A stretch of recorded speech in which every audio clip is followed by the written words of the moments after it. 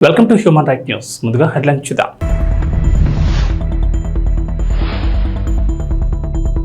Tea with deputy CM సరికొత్త కార్యక్రమానికి శ్రీకారం చుట్టిన పవన్ కళ్యాణ్.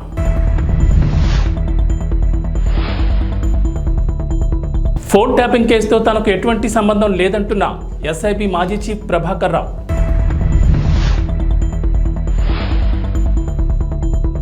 రాజ్ తరుణ్ లావణ్య కేసులో సంచలన విషయాలు వెల్లడించిన అడ్వకేట్ కళ్యాణ్ దిలీప్ సుంకర.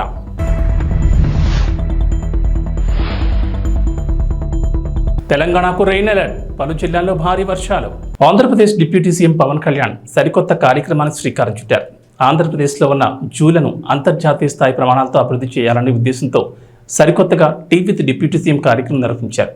జూలను అభివృద్ధి చేయడంలో కార్పొరేట్ సంస్థలను సైతం భాగస్వామ్యం చేసేందుకు చర్చలు జరిపారు. కార్పొరేట్ సంస్థలను ఆకర్షించేందుకు టీ విత్ డిప్యూటీ సీఎం అనే వినూత్న కార్యక్రమాన్ని తీసుకొచ్చారు. జూ పార్కులను అంతర్జాతీయ ప్రమాణాలతో అభివృద్ధి చేయాలని zoo park authority of Andhra Pradesh 14వ governing body సమావేశంలో అటవీశాఖ అధికారులకు సూచించారు. రాష్ట్రానికి పర్యాటకులను ఆకర్షించేలా ప్రత్యేక కార్యక్రమాలకు రూపొందించాలని పవన్ కళ్యాణ్ ఆదేశించారు. విశాఖపట్నం, తిరుపతి జూ పార్కులకు ఎక్కువ మంది పర్యాటకులను ఆకర్షించేలా ప్రత్యేక కార్యాచరణను రూపొందించాలని సూచించారు. అలాగే రాష్ట్రంలో కొత్తగా జూ పార్కులను ఏర్పాటు చేసేందుకు ఉన్న అవకాశాలను పరిశీలించాలని అధికారులకు చెప్పారు. కొత్త జూ పార్కుల ఏర్పాటుకు నివేదికలు రూపొందించాలని, అరుదైన జంతువుల దిగుమతి ప్రదర్శనపై ఫోకస్ పెట్టాలన్నారు. పర్యాటకుల్ని మరింతగా ఆకట్టుకునేందుకు జూ పార్కులలో వన్యప్రాణుల సందర్శనతో వైల్డ్ లైఫ్ ఎక్స్పీరియన్స్ కలిగేలా ఏర్పాటు చేయాలని సూచించారు.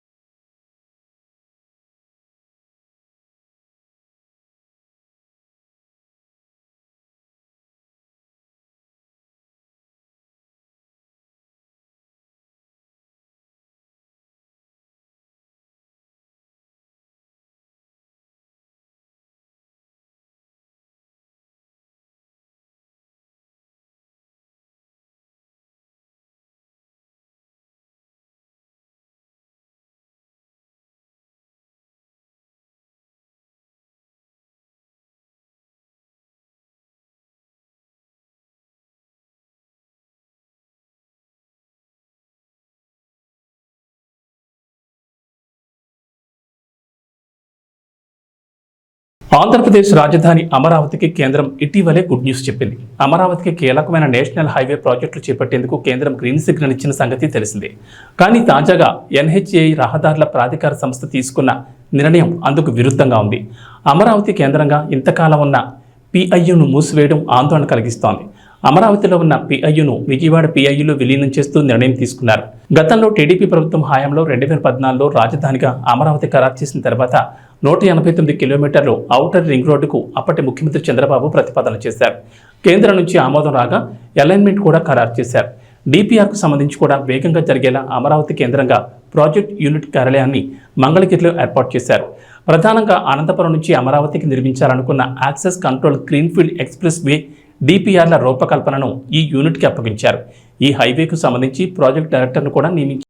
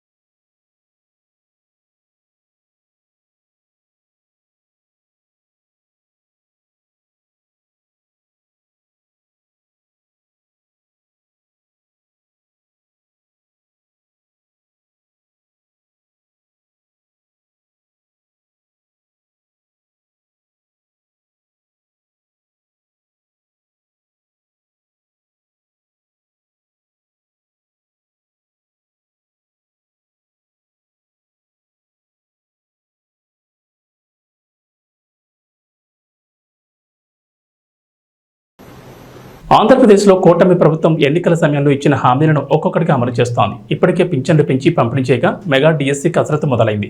అన్నా క్యాంటీన్ల ఏర్పాటు దిశగా అడుగులు పడుతున్నాయి. ల్యాండ్ టైటిలింగ్ యాక్ట్ను రద్దు చేశారు. తాజాగా మరో హామీకి సంబంధించి కీలక నిర్ణయం తీసుకున్నారు. తల్లికి వందనం పథకానికి సంబంధించి కీలక ఆదేశాలు జారీ చేశారు. అలాగే విద్యార్థులకు అందజేసే స్టూడెంట్ కిట్కు సంబంధించి కూడా క్లారిటీ ఇచ్చారు. కొత్త ప్రభుత్వంలో పథకాల పేర్లు మారడంతో ఈ మేరకు పాఠశాల విద్యాశాఖ కార్యదర్శి కోన శశిధర్ ఉత్తర్వులు జారీ చేశారు. చంద్రబాబు సర్కార్ 1వ తరగతి నుంచి ఇంటర్మీడియట్ వరకు చదివే విద్యార్థులకు అమ్మకు వందనం పేరుతో ఏడాదికి 15,000 ఆర్థిక సహాయం అందించాలని నిర్ణయించింది. అలాగే స్టూడెంట్ కిట్ ఇప్పటికే పంపిణీ చేసిన సంగతి తెలిసిందే. అయితే తల్లికి వందనం, స్టూడెంట్ కిట్ పథకాలకు సంబంధించి తప్పనిసరిగా ఆధార్ కలిగి ఉండాలని ప్రభుత్వం సూచించింది. ఒకవేళ ఎవరికైనా ఆధార్ కార్డు లేకపోతే వెంటనే దరఖాస్తు చేసుకోవాలని ప్రభుత్వం ఉత్తర్వుల్లో సూచించింది. విద్యాశాఖ ద్వారా ఆధార్ నమోదు చేసుకునేందుకు అవకాశం కల్పించాలని సూచించారు. అదే మరిగా అన్ని మోసాలు చేశాడు ఇతను. అమ్మఒడి ఒక బూటకం. ఏం చెప్పాడు ఆ రోజు? అందరికి ఇస్తానన్నాడు. మోసం చేశాడా లేదా?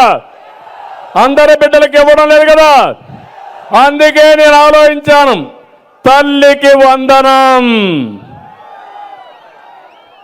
తల్లికి వందనం నేనే ప్రారంభించాను. ఆడబిడ్డలు శాశ్వతంగా, మగబిడ్డలు కానీ ఆడబిడ్డలు కానీ బిడ్డలు తల్లులని గౌరవించాలనే ఉద్దేశంతో తల్లికి వందనం తీసుకొచ్చాను. ఈరోజు హామీ ఇస్తున్నాను, తల్లికి వందనం కింద సంవత్సరానికి ప్రతి ఒక్క బిడ్డకి 15,000 రూపాయలు ఇచ్చే బాధ్యత నాది. ఒక్కరి నిబంధన లేదు. ఇద్దరుంటే ఇద్దరికి ఇస్తా, ముగ్గురుంటే ముగ్గురికి ఇస్తా, నలుగురుంటే నలుగురికి ఇస్తా.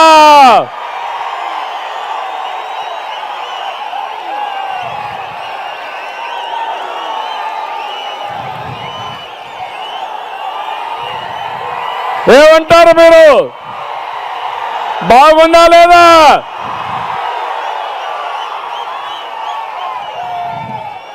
ఎందుకంటే దీంట్లో 2 లాభాలు కూడా ఉన్నాయి. ఆంధ్రప్రదేశ్లో ఒకప్పుడు నేనే కుటుంబ నియంత్రణ తీసుకొచ్చా. జనాభా తగ్గిపోతా ఉంది. మళ్ళా యువత రావాలి, పిల్లలు కూడా పుట్టాలి. అందుకే ఎంతమంది పిల్లలున్నా అందరికి తల్లికి వందనం కింద 15,000 ఇచ్చి మిమ్మల్ని ప్రోత్సహించే బాధ్యత,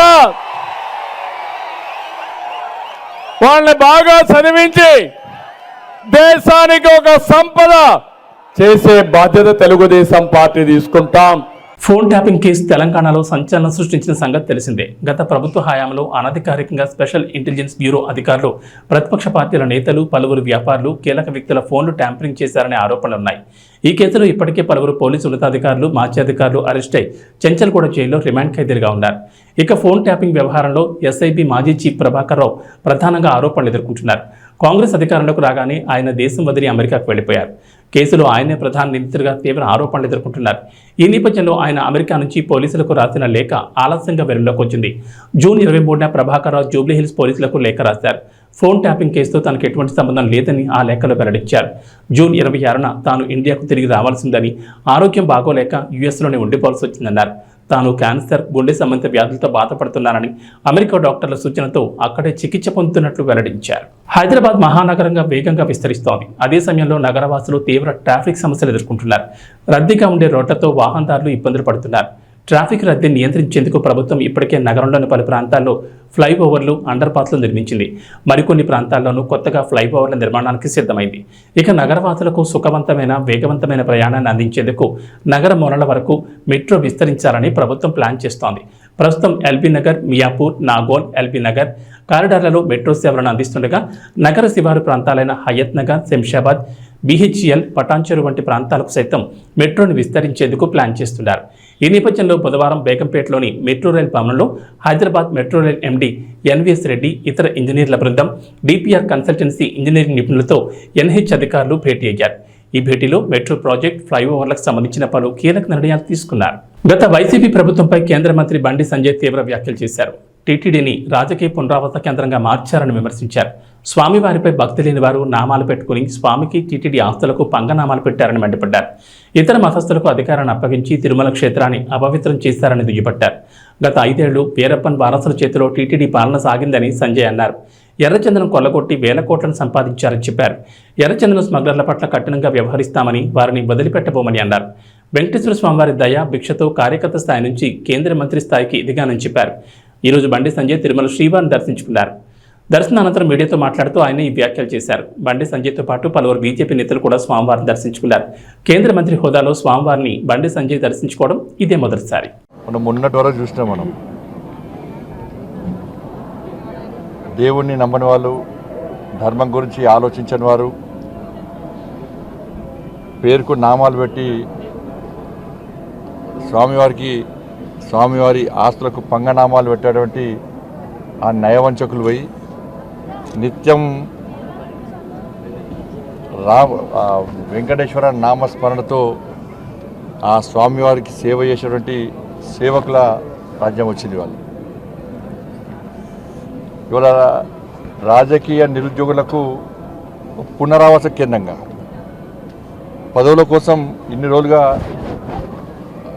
ఈ టీటీడీని వాడుకునే ప్రయత్నం చాలామంది చేశారు. నేను చాలా సందర్భాల్లో చెప్పినాను, మేము ఎవరు కూడా ఏ మతానికి వ్యతిరేకం కాదు, ఏ వ్యక్తులకు వ్యతిరేకం కాదు, ఏ మతానికి కించపరిచే వ్యక్తులం కాదు. కానీ హిందూ ధర్మానికి వ్యతిరేకంగా, హిందువుల ఆరాధ్య దైవంగా భావించినటువంటి ఈ పవిత్రమైన ప్రాంతాన్ని అపవిత్రం చేయడానికి, వారి ఆస్తిపాస్తులు పెంచుకోవడానికి, శ్రీవారి ఆస్తులను కొల్లదోయడానికి, ఇతర మతస్థులకు అధికారం అప్పచెప్పడం వలన ఎలాంటి అనర్థాలు జరిగినో మనందరికీ తెలిసిందే. అందుకే 2 కొండలవాడ గోవింద గోవింద అనే వ్యక్తులు వేరు. ఆ అరాచక నయవంచక పాలన పీడ విరగడైంది. వాళ్ళు 7 కొండలవాడ వెంకటరమణ గోవింద గోవింద అనేటువంటి సేవకులు ఎవరు వచ్చారు. వాళ్ళు ఏం చేసారు? వాళ్ళు ఇన్ని రోజులుగా స్వామివారికి సేవ చేయడం ముఖ్యం కాదు వాళ్ళకి.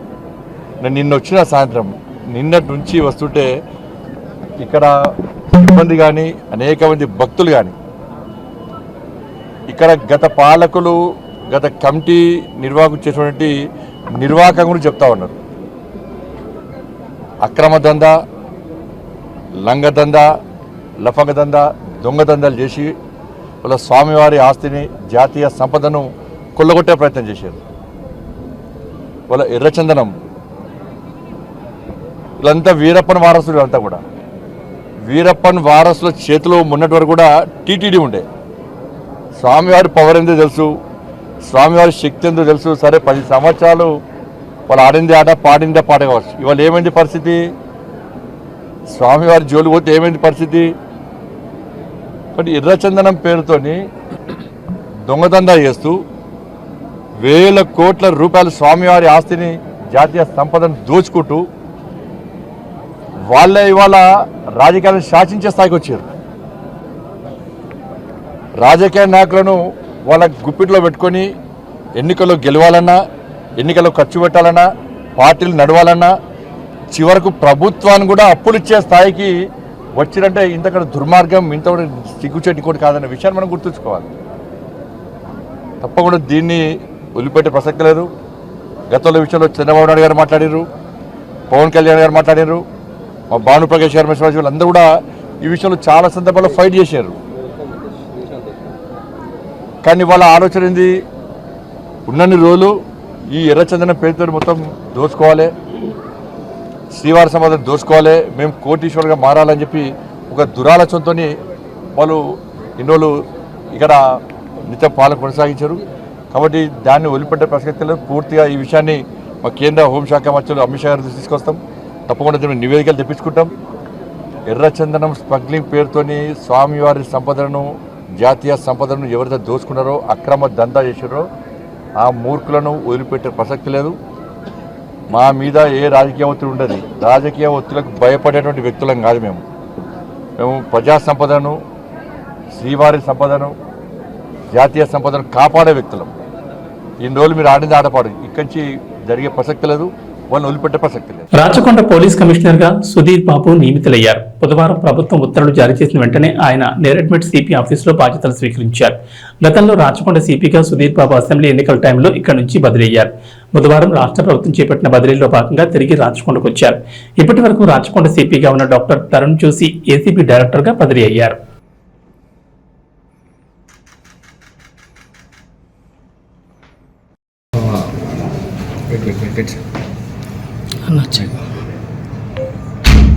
ఈరోజు నేను ప్రభుత్వం ఉత్తర్వుల ప్రకారం రాచకొండ పోలీస్ కమిషనర్గా ఇక్కడ విధులు నిర్వహించడానికి ఛార్జ్ తీసుకోవడం జరిగింది.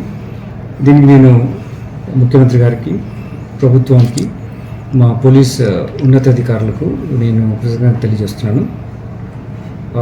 టెక్నికల్ గ్రౌండ్స్లో ట్రాన్స్ఫర్ అయినప్పుడు మళ్ళీ నాకు ఇదే పోస్టింగ్ రీపోస్ట్ చేయడం ఒక ఉన్నతమైనటువంటి బాధ్యత నా మీద మా పోలీసు ఉన్నతాధికారులు, ప్రభుత్వం నిలబెట్టింది. వాళ్ళ నమ్మకాలకు తగ్గట్టుగా పనిచేస్తూ నాతో ఉన్న అధికారులతో టీం వర్క్గా ముందుకెళ్తూ బెటర్ సర్వీస్ అందిస్తూ ఏవైతే మన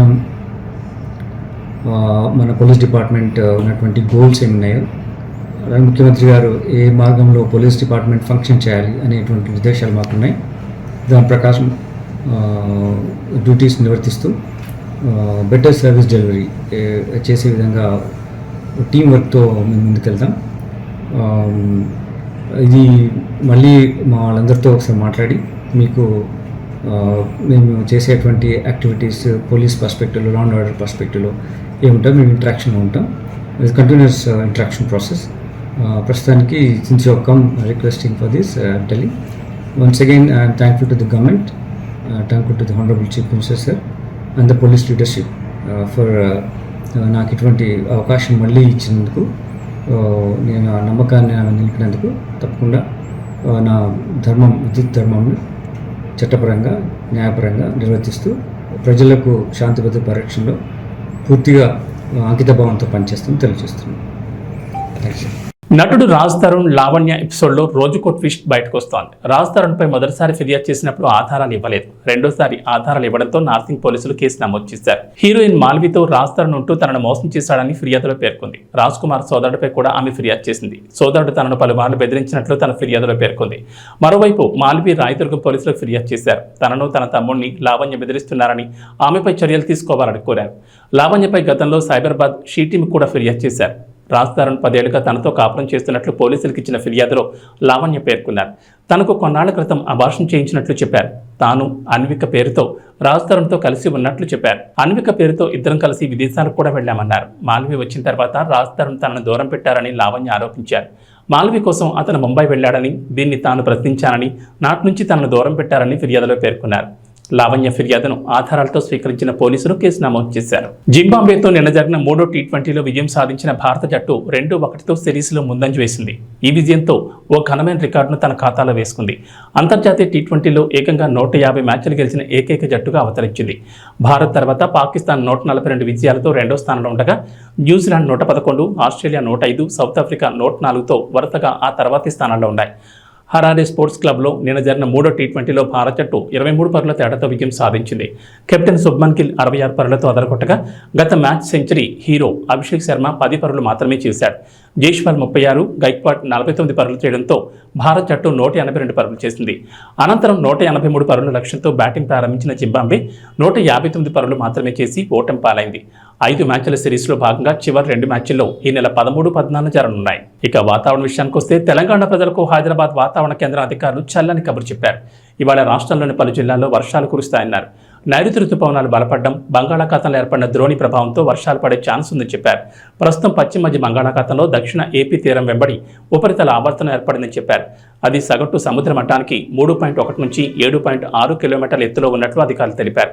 దీని ప్రభావంతో నేడు నిర్మల్, నిజామాబాద్, జగిత్యాల, ఆదిలాబాద్, కొమరంభీం, ఆసిఫాబాద్, మంచిర్యాల, జయశంకర్, భూపాలపల్లి, వికారాబాద్, సంగారెడ్డి, మెదక్, కామారెడ్డి, ములుగు, భద్రాద్రి కొత్తగూడెం జిల్లాల్లో భారీ వర్షాలు కురిసే ఛాన్స్ ఉందని చెప్పారు.